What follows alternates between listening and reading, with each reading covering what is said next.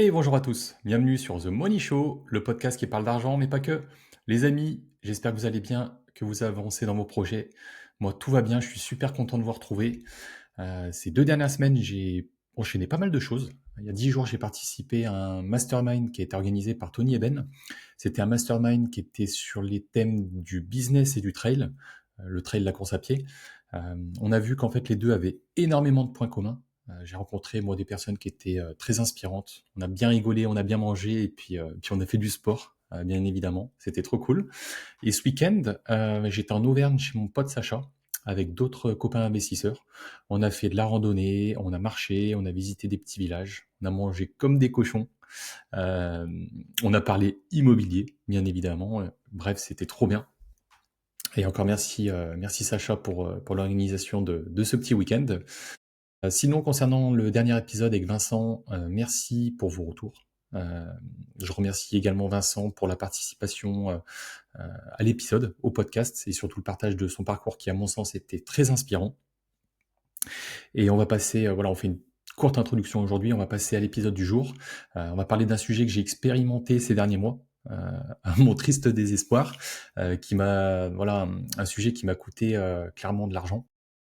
Et je pense que c'est un sujet qu'on traite pas assez, qu'on n'a pas assez vu dans les podcasts. Euh, En fait, le thème de l'épisode du jour, c'est l'inaction en immobilier, ça coûte cher. Parce que c'est vrai qu'on parle souvent de cash flow, de rentabilité, de financement, de stratégie. Mais parfois, en fait, ce qui fait perdre le plus d'argent, c'est pas forcément un mauvais bien, c'est pas forcément un mauvais financement, ni un mauvais locataire. Ce qui fait perdre de l'argent, c'est tout simplement vous. C'est le fait de pas agir, de pas prendre de pas mettre en place d'action. Et moi, j'ai 2 exemples concrets à vous partager qui, ces derniers mois m'ont coûté, quelques centaines d'euros, tout simplement parce que j'ai pas agi assez vite. Donc on va voir ensemble, les erreurs que j'ai fait, pourquoi l'inaction, c'est un vrai piège en immobilier, comment on peut essayer de la repérer et surtout comment, on peut l'éviter, pour pas faire en fait les mêmes bêtises que moi j'ai faites. Donc le premier exemple que j'ai en tête, en fait, c'est un appartement qui était en location courte durée sur Airbnb, qui à l'époque en fait me rapportait 500-600 € de cash flow par mois. Franchement, c'était génial, c'était nickel. Et derrière, je l'ai mis en location moyenne durée sur une plateforme. Alors je sais plus, je crois que c'était Morning Croissant de mémoire parce que c'est un logement qui est à côté d'une grande ville, à côté de Lyon en l'occurrence. Donc voilà, tout s'est bien passé pendant la moyenne durée. Et derrière, il s'est libéré. Sur le coup, je savais pas quoi faire. Je savais pas si je le remettais en moyenne durée, si je le remettais en courte durée. J'ai dit, allez, je le remets en courte durée. Et en fait, qu'est-ce qui s'est passé? Premier mois, j'ai perdu 150 euros, alors que d'habitude, je gagnais 500-600. Donc là, premier mois, je perds 150 balles. Le mois suivant, j'étais tout juste à l'équilibre. Le mois d'après, je gagne 200 euros et le mois d'après, je gagne 150. Bref, en fait, ça faisait 4 mois que l'appartement, il tournait, mais en fait, il rapportait rien, si ce n'est en plus de la charge mentale, du travail de mon côté.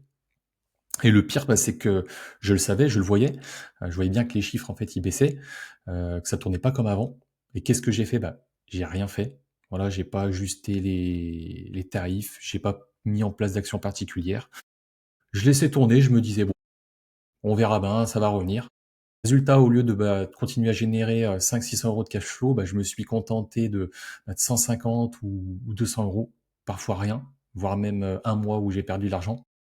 Donc sur 4 mois, j'ai fait le total, au lieu de faire 2 000 € de cash flow comme je faisais habituellement, j'en ai fait que 200. Mon inaction, elle m'a coûté 1 800 € pour ce logement. Et sur le coup, plutôt que de chercher une solution, on va dire que j'ai voulu aller à la facilité, en remettant le logement en location meublée longue durée, en me disant: «Voilà, je me prends plus la tête, ce logement, il me sortira de la tête». Donc j'avais trouvé une locataire, voilà, j'ai remis les annonces, en ligne. J'avais trouvé une locataire qui sur le papier, était parfaite, voilà, elle correspondait à tous les critères, voilà, elle était en alternance, 2 200 € de revenus, la garantie Visale, une très bonne communication, quand on s'est eu au téléphone, et même pour les échanges de mails et de SMS. Et puis il arrive un truc, qui m'est jamais arrivé. En fait, la veille de faire l'état des lieux dans le logement, voilà, j'avais préparé tous les documents, hein, le bail, l'état des lieux. J'ai fait un petit message à la locataire, voilà, un petit message de rappel pour lui dire: voilà, est-ce que c'est toujours bon pour l'état des lieux demain à 18h30?» Et là, pas de réponse. Donc ça, c'était le mardi matin, et mardi soir, 22h, Elle m'écrit, déjà elle m'écrit à 22 heures, donc je pense qu'elle devait croire que je dormais. Elle m'écrit un pauvre message du genre: «Bah, voilà, je peux plus prendre le logement, mon boulot m'envoie à l'étranger» ou je sais pas quoi, enfin un gros bullshit. Et quand j'ai vu le message, sur le coup, j'étais dingo, j'étais fou. J'ai dit: «OK, laisse tomber, elle me prend pour un jambon, mais je vais pas lui répondre tout de suite parce que sinon, ça va mal se passer, je vais l'insulter». Donc voilà, on dit tout le temps que la nuit porte conseil, donc qu'est-ce que j'ai fait? Bah, voilà, j'ai pas répondu, j'ai attendu que la nuit elle passe, et pas manqué. Je me suis levé le lendemain matin et je me suis dit: «Bon allez, cette fois-ci on le remet en courte durée, mais on va prendre les devants, on va mettre en place des actions». Et en fait, le matin même, je me suis inscrit sur un site d'optimisation de tarification, de location courte durée. Pour faire simple, c'est un site qui ajuste automatiquement les tarifs en fonction, bah, du marché, en fonction de la demande, en fonction des événements locaux. En fait, j'avais envie d'essayer ça déjà sur cet appartement et puis même sur d'autres depuis quelques mois, mais j'avais la flemme de m'inscrire. Et là, je l'ai fait, bah, en une matinée. Résultat, bah, aujourd'hui, ça repart, à des prix supérieurs auxquels je louais auparavant. Ça remplit mieux. Et en fait, je me dis que si j'avais utilisé cet outil, 4 mois plus tôt, bah, je me serais pas tiré une balle dans le pied comme je l'ai fait. Donc la première leçon que j'ai tirée, c'est que l'inaction en immobilier, bah, ça se paye cash. Et là, en l'occurrence, moi, ça m'a coûté 1 800 balles.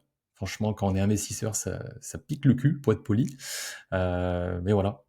Et puis le deuxième exemple que j'ai à te partager, c'est un T3, que j'ai acheté en 2021 dans une ville moyenne, voilà, une ville de 35-40 000 habitants. Et je sais pas pourquoi, à chaque fois que cet appartement il se libérait, juste celui-ci en plus, hein, pas les autres, mais juste celui-ci, j'essayais d'anticiper un petit peu en mettant l'annonce 3-4 semaines avant le départ du locataire. Voilà, histoire d'éviter toute vacances locatives. Donc sur le papier, c'est nickel, hein. Sauf que bah, je me suis pas bougé. J'ai mis l'annonce, j'ai pas forcément répondu rapidement aux demandes, j'ai pas fait de visite ou en tout cas pas assez. Bref, j'ai pas été réactif. Et résultat, bah, à chaque départ de locataire, j'avais 15 jours de vacances locatives, le temps de remettre l'annonce, de retrouver des candidats, alors que j'avais largement le temps de trouver un nouveau locataire avant que l'ancien quitte le logement. Et ça, c'est pas la première fois que ça m'arrive, parce que voilà, moi je suis comme vous, hein, j'ai une vie qui est bien remplie, je suis salarié, je fais mes 45 heures de boulot à la banque la semaine, j'ai mes investissements à côté à gérer, je fais du sport tous les jours. Mais voilà, parfois, bah, on a la flemme. On se dit, en tout cas, moi je me disais, je m'en occuperai demain. Et demain, du coup, ça devenait après-demain, et après-demain, ça devenait la semaine d'après. Sauf qu'en immobilier, bah, une semaine de perdu, c'est une semaine de loyer en moins. Et ça, bah voilà, comme je le disais juste avant, quand on est investisseur, ça pique. Donc cet appartement, j'ai fait le calcul, il s'est libéré 3 fois. Et à chaque fois, j'ai perdu bah, 2 semaines. Donc 3 fois 2 semaines. Donc au total, j'ai perdu 6 semaines de loyer. Donc j'ai perdu environ 950 euros. Donc la leçon numéro 2 que j'en ai tirée, c'est que la réactivité, c'est la clé pour réduire la vacance locative. Et derrière, j'ai identifié bah, les différentes formes d'inaction qui peuvent coûter cher et qui peuvent se cacher partout. Donc là, on va dire que le premier exemple que j'ai, bah, voilà, dans la gestion locative, l'inaction, c'est quoi? Bah, ça va être pas forcément répondre aux candidats, qui se présentent, voilà, sur Le Bon Coin ou sur d'autres plateformes. Ça va être ne pas ajuster ses loyers ou ses prix sur, Airbnb. C'est laisser traîner, je sais pas moi, un petit dégât des eaux ou des petits travaux. Résultat, bah, ça s'aggrave et puis ça coûte encore plus cher, plus tard. Dans l'investissement, c'est quoi l'inaction? Ça va être ne pas visiter un bien intéressant parce qu'on repousse. Bah, le résultat, c'est quoi? C'est que c'est quelqu'un d'autre qui va le prendre. Ça va être ne pas négocier son crédit quand on le met en place. Le résultat, c'est quoi? C'est que sur 20 ans, bah, ça peut te coûter des milliers d'euros. Voilà, si tu n'as pas négocié ton taux de prêt, si tu n'as pas négocié ton assurance emprunteur. Ça peut être quoi? Ça peut être ne pas investir alors que tu en as la capacité. Le résultat, c'est quoi? Bah, c'est que tu perds des années d'effet boule de neige.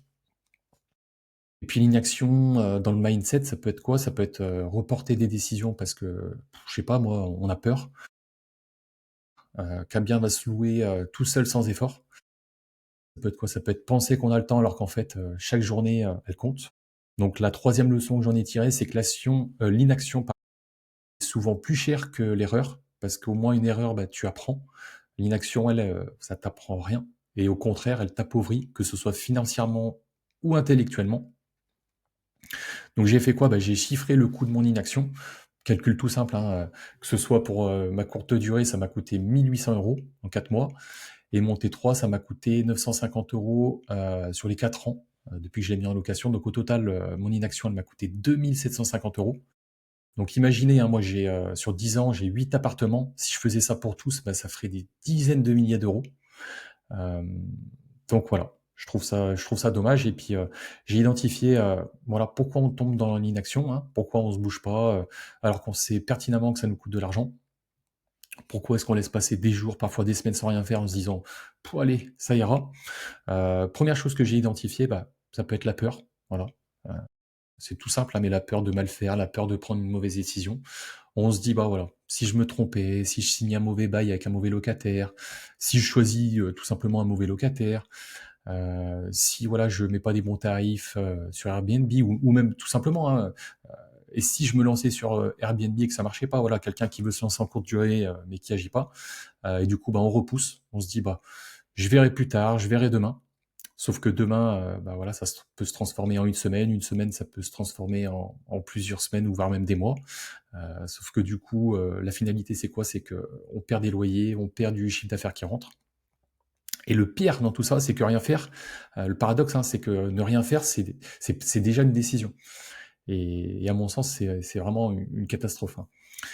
La 2e raison que j'ai identifiée, ça peut être la flemme. Clairement, hein, moi je vous le dis franchement, je suis salarié, comme je le disais tout à l'heure, je suis salarié, je fais mes 45 heures, voilà, j'ai les investissements à gérer, le sport, la chérie, le petit, bref, voilà, des journées qui sont bien remplies. Puis il y a des soirs, hein, où honnêtement, tu pas envie, hein. Tu rentres d'une journée bien chargée, tu as fait ton sport, tu manges, tu bosses sur deux trois sujets, hein, qui peuvent être, du business. Bon, en l'occurrence, là, ces derniers temps, ces 4 derniers mois, je bossais sur un business. Je vous en dirai, plus, plus tard. Mais voilà, je terminais mes journées, c'était 22h30 et là, je voyais, voilà, un message, d'un candidat locataire qui veut visiter demain à 18h. Voilà, je me dis: «Allez, je répondrai demain», sauf que, bah, voilà, quand tu répondais demain, bah, le locataire, il disait: «Bah, non, j'ai trouvé un autre appartement». Donc cette flemme, elle est normale, hein, de toute façon, on est humain, sauf qu'en immobilier, bah, elle a un coût direct, parce qu'un locataire qui s'en va chez quelqu'un d'autre, bah, ça peut être 15 jours, ou même un mois de vacances locatives en plus. Donc voilà, ça pique un petit peu. Derrière, la troisième raison que j'ai identifiée, ça peut être le manque de process ou le manque d'organisation. Voilà, quand tu as pas de process clair, quand, tu fonctionnes un petit peu à l'instinct, des fois ça marche, mais des fois ça marche pas. Voilà, tu réponds quand tu as le temps, tu mets une annonce quand tu y penses, tu ajustes les loyers quand ça te traverse l'esprit. Grosso modo, moi, c'est ce qui m'est arrivé et le problème, c'est qu'en immobilier, bah, on n'a pas trop le droit à l'erreur. Voilà, faut être carré. Heu, si t'as pas, on va dire, une règle ou un process qui te dit, voilà, annonce publiée, je sais pas moi, 3 semaines avant la sortie du locataire, visite programmée tel week-end, réponse aux messages sous 24 heures, bah, forcément, tu vas procrastiner et chaque fois que tu procrastines, bah, tu laisses filer, du temps et tu laisses filer de l'argent et puis enfin, dernière chose que j'ai identifiée, c'est la surconfiance. Voilà, moi, je croyais en tout cas que l'appart, voilà, il allait se louer tout seul en courte durée. Voilà, on se dit: «Allez, il est bien placé, il est joli, ça va se louer, sans souci».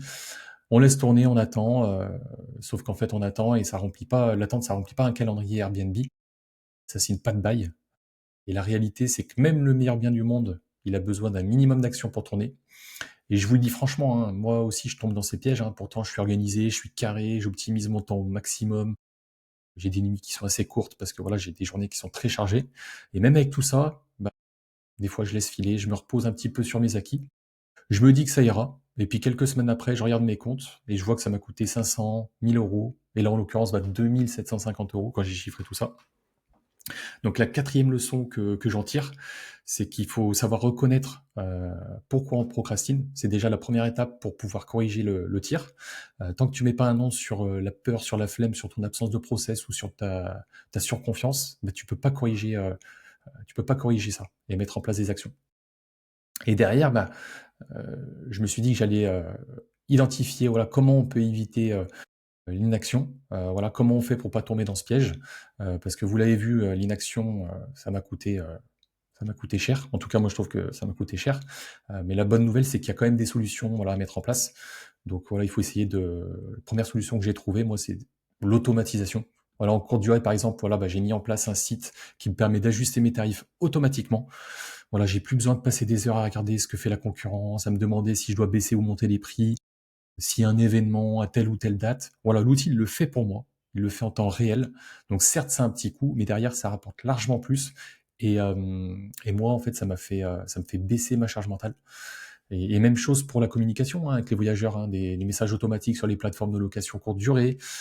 Pour d'autres, ça va être un channel manager. Donc tout ça, voilà, c'est du temps gagné, des erreurs que tu fais pas. La deuxième solution que j'ai identifiée, bah, déléguer, voilà. Si tu sais que tu n'auras pas l'énergie de répondre à 15 messages par jour, et ben voilà, je sais pas moi, confie la gestion locative de ton appart à une agence. Si t'as pas envie d'organiser les visites le soir après ton boulot, bah voilà, laisse l'agent immobilier le faire, voilà, s'en charger. Idem pour la location courte durée, hein, tu peux donner ton bien en conciergerie. Voilà, déléguer, c'est certes, ça peut être une perte d'argent, mais derrière, à mon sens, ça peut être aussi un investissement parce que le coût de l'inaction peut être bien plus élevé que bah, voilà, le pourcentage qu'une conciergerie va te prendre, les honoraires qu'une agence immobilière va te prendre. Derrière, j'ai identifié une troisième solution pour éviter l'inaction dans l'immobilier, c'est la mise en place de process. Voilà. Fixe-toi bah, des règles simples à appliquer et non négociables. Voilà un exemple tout con, hein, mais voilà, toujours publier une annonce au moins 3 semaines avant le départ d'un locataire. En tout cas, moi, c'est ce que j'ai mis en place. Planifier 2 créneaux de visite dans la semaine, ou au moins un avec le locataire qui est en place pour faire visiter d'autres locataires. Toujours répondre 24 heures maximum une fois que tu as reçu un message sur le bon coin. Et puis surtout, voilà, tu les écris. En fait, tu écris ces règles, même si tu es tout seul. Pourquoi? Parce que quand c'est écrit, c'est concret, tu le vois, donc tu l'appliques. C'est un petit peu comme les objectifs annuels. J'avais lu, je sais plus où exactement, que quelqu'un qui écrit pas ses objectifs annuels, il a 80% de chances bah, de pas les réaliser.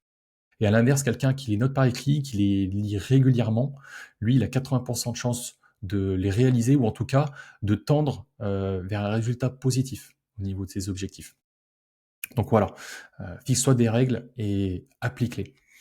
Et puis, dernière solution, non, avant-dernière solution, quatrième solution que j'ai identifiée, ça va être la proactivité. Voilà, faut être proactif, anticipe les départs, anticipe les travaux, anticipe, je sais pas moi, le renouvellement de ton bail.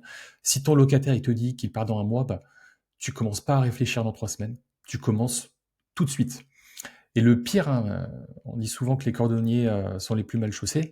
Euh, c'est mon cas, en fait, avec la banque. J'ai suivi pas mal de formations sur la proactivité, notamment sur les rendez-vous, euh, pour pas forcément les subir. Voilà, c'est moi qui choisis mes rendez-vous, c'est moi qui choisis mon business et pas l'inverse. Donc voilà, on nous apprenait voilà, bah, à prendre les devants, à appeler les clients avant que ce soit eux qui nous appellent. Et pourquoi je l'applique pas en perso? Bah voilà, j'avais la flemme et je trouve ça bête, mais voilà, c'est dommage. Et puis enfin, la cinquième et dernière solution que j'ai identifiée, c'est voilà, faire des tableaux de suivi. Voilà, tableau de suivi de tes loyers, tes charges, ton cash flow. Et ça, il faut le regarder tous les mois, tous les 15 jours, peut-être pas tous les jours, mais voilà, au moins une fois par semaine. Parce que voilà, si tu mesures pas ce que tu perds, bah, tu peux pas mettre en place d'action, tu peux pas agir. Moi, c'est ce qui m'a manqué. Voilà, pendant 4 mois, j'ai vu que ça tournait pas, mais j'ai pas forcément mis les chiffres noir sur blanc. Tant en fait, tant que je l'ai pas, tant que c'était pas écrit, je me disais bon ça va, alors qu'en fait ça allait pas du tout. Donc ça m'a permis de tirer une cinquième leçon. En immobilier, ce que tu délègues pas ou ce que tu automatises pas, bah tu dois le faire immédiatement. Sinon, bah ça te coûte du pognon, malheureusement. Et en conclusion de cet épisode, je voudrais vraiment insister sur un point clé, à mon sens. Voilà, en immobilier, l'inaction, ça te coûte toujours plus cher que l'action imparfaite. Un appartement vide, c'est de l'argent qui est perdu. Un prix de location courte durée qui est mal ajusté, bah, c'est du cash flow en moins. Un investissement que tu repousses depuis des années, bah, c'est des années de capital emprunté que tu rembourses pas. Donc du coup, tu ne t'enrichis pas. Et ça fait mal parce que tu le vois pas tout de suite. Tu te rends compte du coup de l'inaction qu'après coup, quand tu fais les comptes, quand tu poses les chiffres noir sur blanc. Alors mon petit conseil, hein, il est simple, hein, et du coup je me l'applique à moi-même, hein, c'est bougez-vous. Voilà, même si c'est pas parfait, même si c'est pas optimisé, parce que un investisseur imparfait qui agit, bah, il sera toujours plus riche qu'un investisseur parfait mais qui fait rien. Euh, et je sais plus quel formateur disait ça, mais voilà, il disait que fait vaut mieux que parfait. Et là, en fait, en bossant sur le sujet de cet épisode, ça a pris, voilà, ça prend tout son sens. Donc voilà, je vous invite vraiment à mettre en place des actions. En fait, c'est ce qui fait la différence entre ceux qui avancent et ceux qui stagnent, hein. C'est pas la perfection. Voilà, c'est pas de la chance, c'est juste de l'action. Voilà, c'était mon petit retour d'expérience du moment. Donc, comme beaucoup, moi, je suis pas parfait, mais ça fait du bien de se poser de temps en temps, de prendre du recul, de poser les chiffres. Et puis, ce que j'aime vraiment aussi avec ce podcast, avec ces épisodes, c'est que ça me permet, voilà, comme je le disais, de prendre du recul et puis voilà, du coup, de chiffrer du coup le coût de mon inaction. Et je suis sûr que ça va parler à beaucoup d'entre vous, l'inaction en immobilier, ou même la bourse, hein, ou les investissements en règle générale. Hein. Je sais pas, la bourse, la personne qui fait pas son DCA, donc qui investit pas tous les mois, qui investit pas régulièrement, en fait, il peut pas avoir bénéfices réguliers. Donc voilà, écrivez-moi sur Insta. Moi, je suis curieux d'avoir vos retours, vos anecdotes, et puis voilà, on se motivera les uns les autres. Et puis comme toujours, si cet épisode t'a plu, pense à mettre une note 5 étoiles, que ce soit sur Spotify, sur Apple Podcast. Abonne-toi à ma chaîne YouTube. Ça prend que quelques secondes, c'est gratuit. Et surtout, ça m'aide énormément à faire connaître le podcast. Allez, salut les amis, on se retrouve dans 15 jours pour un nouvel épisode.